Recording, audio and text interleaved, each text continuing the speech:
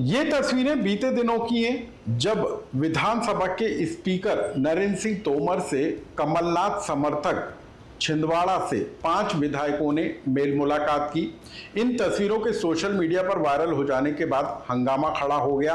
हालांकि भाजपा के विधायकों ने इस मुलाकात को सौजन्य मुलाकात बताया, लेकिन जब मध्य प्रदेश में राज्यसभा के 3 सीटों को लेकर चुनाव की हलचल तेज है, इस बीच में 5 विधायकों की नरेंद्र सिंह तोमर से मुलाकात के पीछे के सियासी मायने निकाले जाने लगे। और इसी बीच मध्य प्रदेश में राज्यसभा की कांग्रेस के खाते वाली 1 सीट को लेकर कमलनाथ रेस में कैसे नंबर 1 आ गए, इसकी पूरी कहानी हम आपको बताएंगे। साथ ही हम आपको बताएंगे कि धार की भोजशाला का विवाद खत्म होने के बाद तेलंगाना से भाजपा विधायक टी राजा के पहुंच जाने के बाद कैसे सरगर्मी तेज हो गई और धार की वाग्देवी के दर्शन करने के बाद टी राजा ने मध्य प्रदेश सरकार को आखिर क्या कुछ कहा। नमस्कार, मैं हूं अनुराग श्रीवास्तव और आप देख रहे हैं एमपी डायरी।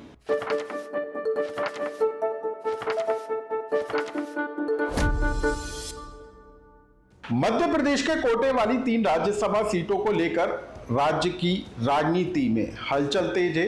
कांग्रेस के खाते में 1 सीट और बीजेपी के खाते में 2 सीट जाना तय माना जा रहा है, लेकिन इसी बीच मध्य प्रदेश की राजनीति में कुछ ऐसी हलचल होती हुई नजर आई जिसके बाद कांग्रेस के दिलों की धड़कनें तेज हो गई। दरअसल ये तस्वीरें सोशल मीडिया पर वायरल हो रही हैं जो बीते दिनों की बताई जा रही हैं। मध्य प्रदेश में विधानसभा के स्पीकर नरेंद्र सिंह तोमर से कांग्रेस कमलनाथ के समर्थक 5 विधायकों ने मुलाकात की। मेल मुलाकातों की ये तस्वीरें सोशल मीडिया पर वायरल हो गई और उसके बाद चर्चाओं का दौर तेज हो गया। दौर तेज इसलिए भी हुआ क्योंकि मध्य प्रदेश में राज्यसभा की 3 सीटों को लेकर चुनाव होना है। 2 सीटों पर बीजेपी का कब्जा है, 1 सीट पर कांग्रेस का कब्जा है और कांग्रेस के कब्जे वाली सीट को कहीं क्रॉस वोटिंग के जरिए बीजेपी हथिया ना ले, इसको लेकर तरह तरह के मीडिया में कयास लगाए जा रहे हैं।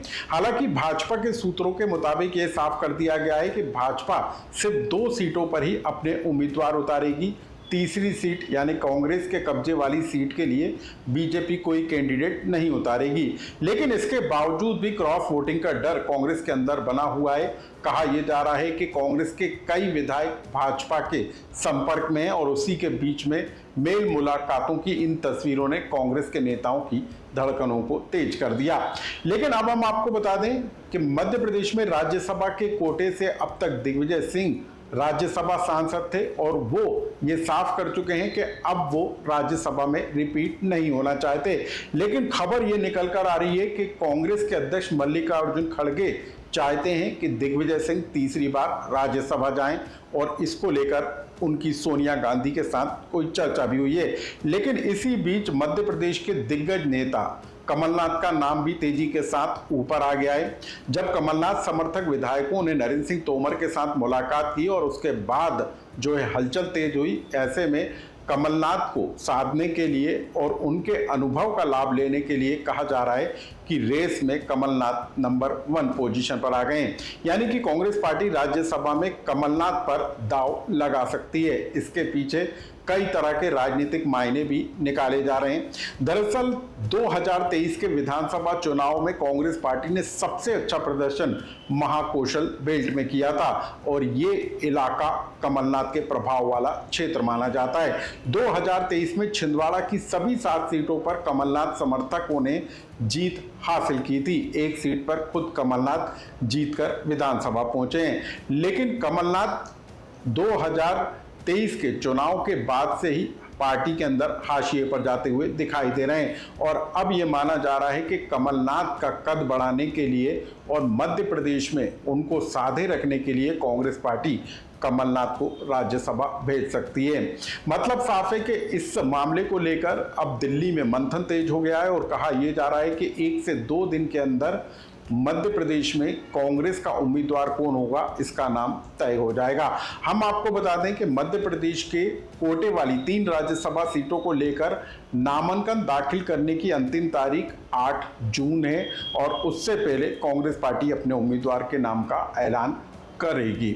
हम आपको बता दें कि 18 जून को राज्यसभा के चुनाव होना है और उससे पहले अपने विधायकों को एकजुट रखने के लिए कांग्रेस पार्टी किसी बड़े चेहरे पर ही दांव लगाने के मूड में है और उसी के तहत कमलनाथ रेस में नंबर 1 बनते हुए नजर आ रहे हैं। एमपी डायरी की दूसरी बड़ी खबर मध्य प्रदेश के धार की भोजशाला से है। भोजशाला का विवाद कोर्ट के फैसले के बाद खत्म हो चुका है और अब यहां पर भोजशाला परिसर के दरवाजे हिंदू श्रद्धालुओं के लिए खोल दिए गए हैं। इसी बीच तेलंगाना से भाजपा विधायक टी राजा वाग्देवी के दर्शन करने के लिए धार पहुंचे और उसके बाद टी राजा ने साफ कर दिया कि धार का जो स्मारक, जो भोजशाला का ऐतिहासिक स्मारक के संरक्षण को लेकर मध्य प्रदेश सरकार ने जो ऐलान किया है उसमें लैंड जिहाद के खिलाफ भी कार्रवाई होना चाहिए, जैसे उत्तर प्रदेश के मुख्यमंत्री योगी आदित्यनाथ करते हैं। आखिर क्या कुछ कहा विधायक टी राजा ने, आप उसे सुनिए। जैसे इस मंदिर के दर्शन के लिए इतिहास में सिर्फ दो मुख्यमंत्री आए हैं। हमने तो देखा है 2 ही मुख्यमंत्री को। पहले तो हमारे प्रधानमंत्री, वो समय के मुख्यमंत्री नरेंद्र मोदी जी आए थे और अभी मध्य प्रदेश के हमारे मुख्यमंत्री मोहन यादव जी आए हैं। मोहन यादव जी आने के बाद में हमने उनका एक बहुत सुंदर स्टेटमेंट देखा है कि भव्य रूप से एक कॉरिडोर बनेगा।